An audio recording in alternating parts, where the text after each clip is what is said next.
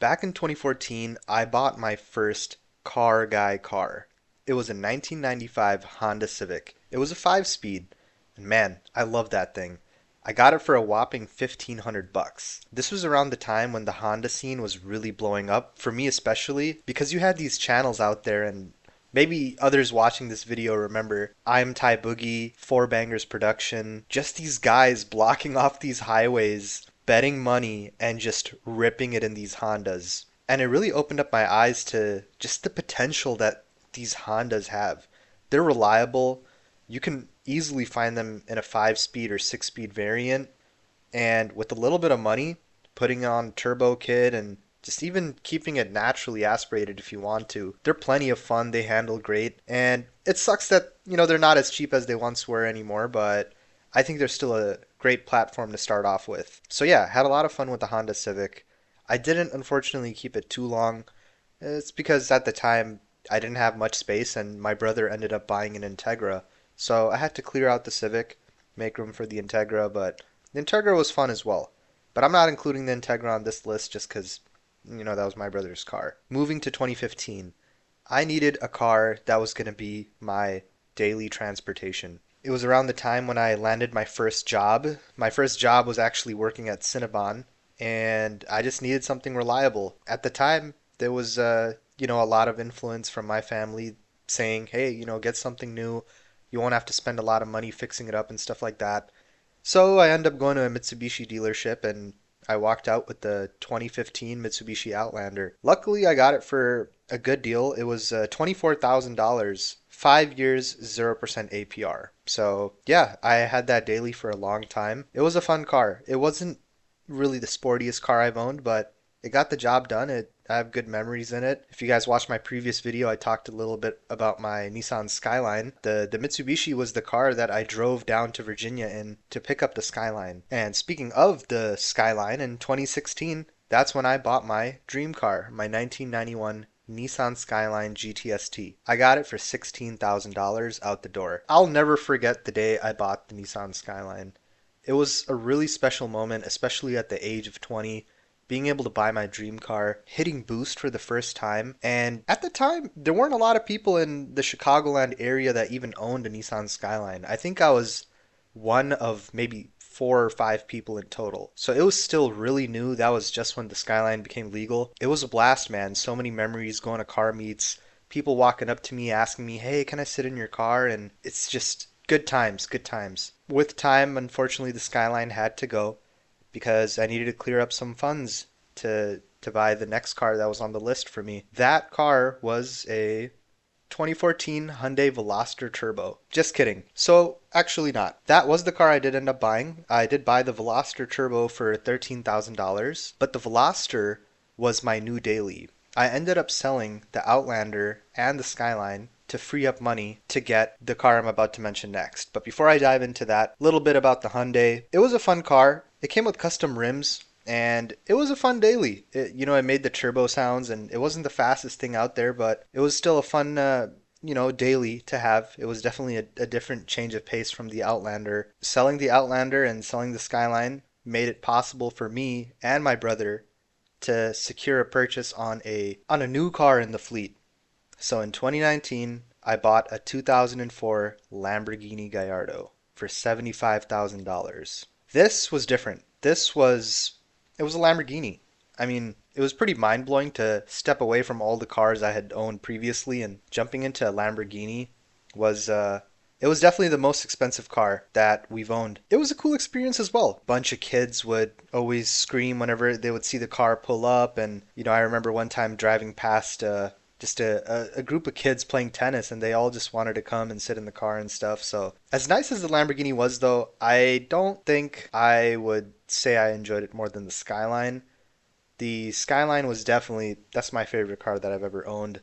The Lamborghini, it was a good deal at the time and my brother was like, let's go in on it together and acquire this car. So, yeah, we went with the Lamborghini, kept it for a few years, and ultimately ended up selling it in 2021. I also didn't have the Veloster anymore at this point, and this was when my mindset with cars kind of shifted. I'm like, okay, I want to be a little bit more conservative in my spending, and due to other various reasons going on in life, I ultimately stepped away from the car scene and I just needed something that would get the job done. So in 2021, I bought a 2013 Volkswagen Jetta 5-speed. I financed this car. This was not really the best decision I've made. I think I paid a lot for the car and ultimately it just was a lot of interest tacked on and wasn't one of my best decisions, but I got it for 8,500 bucks. I think by the time I had it fully paid off, I was $13,000 in. And once I sold that car, I was like, hey, I guess it's time to go into something that I enjoy more so. The Jetta was fun. It was a 5-speed, so definitely was an engaging experience. And for anybody watching that doesn't know how to drive stick, I highly suggest you learn because there's this certain therapeutic feeling you get with hitting like a heel toe downshift or just rolling through the gears. It's a ton of fun. I don't own a 5-speed or a manual transmission car anymore, but I'd love to someday. And then in 2024, I bought a 2007 Mercedes E550, and that was for 3,600 bucks. That was my recent most car. That is actually my daily, and that is a V8. It's a bunch of fun. I love that thing. I'm trying my best to take care of it, and I always wanted to hop into the V8 scene. Another car I think I have left off of this list that just came to my mind was I also have a 95 Camaro Z28. That's my project car. That's the one that I'm going to be working on the side. But yeah, those are the two cars I have right now. I got the Camaro for I think like 2,700 bucks. I'm going to go ahead and tack in like $5,000 for just modifications that I've done throughout the years with these cars. I had a turbo kit that was supposed to go into the Integra. Fortunately, it didn't end up happening because the Integra got totaled. Stuff like rims and suspension and other things. When you add it all up, we come to a total of about $150,000. In the past decade, I've spent $150,000 on my passion for cars. Was it fun? Yes. Was it a waste of money? I'm gonna be real with you guys. I believe it was. I don't think I spent the money the right way. It's still crazy when I sat down and tallied all these numbers up and came to that amount. Wow, $150,000 spent over the past decade. I'm not a big person that likes to dwell on, regret or being able to turn back time and, oh, what would I have done differently?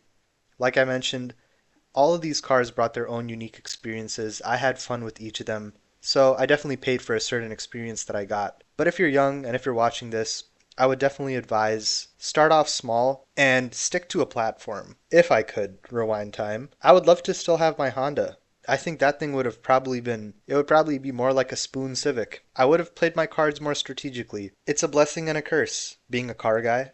I think you can build wealth being a car guy, and I know there's plenty of guys out there. You guys might know Manny Koshman. He's known for his car collection, but if you watch a few of his older videos, he dives into how his first supercar was a Ferrari 360, and he didn't buy that car until his net worth was $10 million.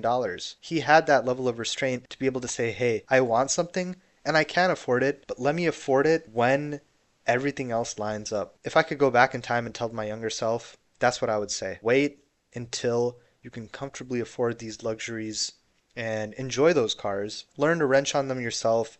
Learn to work with smaller platforms. Cars come and go. I think I know that better than anybody. I've owned a bunch of them at this point. Buy what you can afford. Don't break the bank trying to get the car that you love. You might be able to make it work, but trust me, I've been there. It comes with a lot of stress, and a lot of times that's not worth your peace of mind. Just wanted to make this quick video breaking down how much I've spent on cars and, my take on everything. I think being a car guy is something I'm going to carry on throughout life. I wouldn't change that about myself. I think I love cars and I'd love to keep collecting cars in the future, but I'm going to approach it a different way now. I'm going to work with what I have. Right now I have the Mercedes. It's a great daily, and the Camaro's my project car. Hopefully I can get them both to where I want them to be, and I am in no rush to upgrade or get something crazy. When the right time comes, everything else will fall into place. I want to thank everybody for watching this video.